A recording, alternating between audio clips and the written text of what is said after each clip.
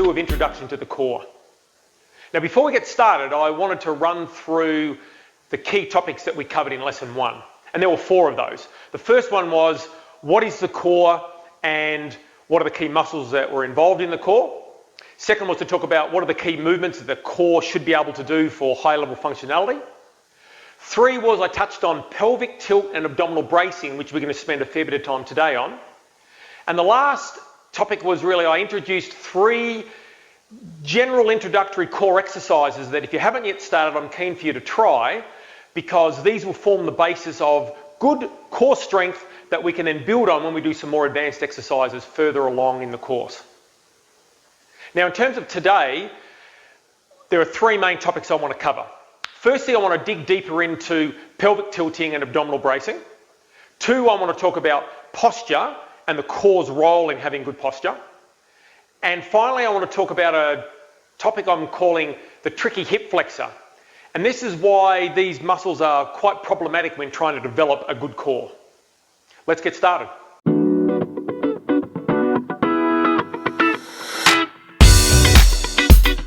Hi, welcome back. Now the first topic of today is that of pelvic tilting. Now, your pelvis is controlled by all your core muscles, and in particular your anterior or front core muscles and your posterior or your rear core muscles.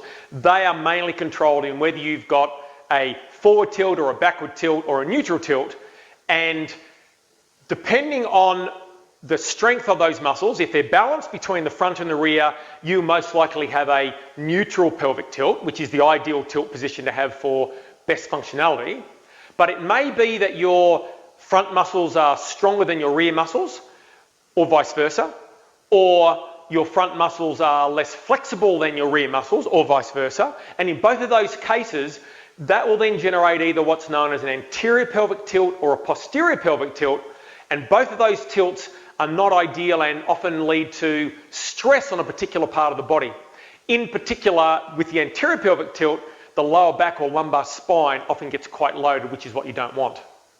Now, before we go any further, I want us to spend a little bit of time working on pelvic tilt. All right, so what I'd like to do is I'd like us to work on the different tilts and for you to join in if you can, please. So first thing what I'm going to do, I'll stand side on. If your front and rear muscles are appropriately conditioned and balanced, then you will have what's known as a neutral pelvic tilt. So right in this position where I am right now, my pelvis is in a neutral position. So it's not particularly anteriorly rotated or forward rotated, and it's not particularly posteriorly or rear rotated. It's just sitting neutral, and that's the ideal position to be in. But what can happen is that, as I mentioned, you can get an imbalance which leads to an anterior tilt or a posterior tilt. So let me demonstrate what these both are. Please join along with me.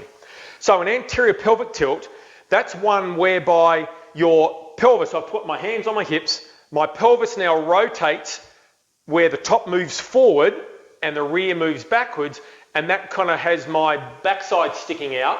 That's what's known as anterior pelvic tilt. Now if we then do the reverse of that, so I come back to neutral, I then squeeze my backside and I try and move the upper part of my pelvis backwards and the bottom part forwards. That then puts me into a posterior pelvic tilt. Now, if we go back to neutral again, what I want you to do again, I want you to go back into the strongest anterior pelvic tilt you can do and tell me where you feel anything. So, if you move forward and really anteriorly rotate your pelvis, you should be able to feel some discomfort, most likely in your lower back, which is your lumbar vertebrae, highlighting why an anterior pelvic tilt is actually so bad for your lower back. Depending on your flexibility, you might even feel when you get into an anterior tilt, you might even feel it in your hamstrings a little bit, and that's because an anterior tilt pulls on your hamstrings as well, which is not ideal. Now if we go the other way, so go back to neutral, hands on hips, do a posterior tilt, so squeeze your backside, rotate backwards as far as you possibly can, and hold that for a few seconds. What you might feel there is a bit of tightness on the front, on both sides of your thighs, and if I come side on here, what you're actually stretching there by doing a posterior pelvic tilt is you're stretching your hip flexors, which we're going to spend a bit more time on later on in this lesson. So both anterior and posterior tilting leads to overloading particular areas, and in most cases we don't want that. We want our body to be balanced enough that our pelvic tilt is neutral, and that leads to the most functionality when we are doing any sort of physical activity. Now, an activity that we spend a lot of time doing these days, which is sitting, is quite problematic for the pelvic tilt.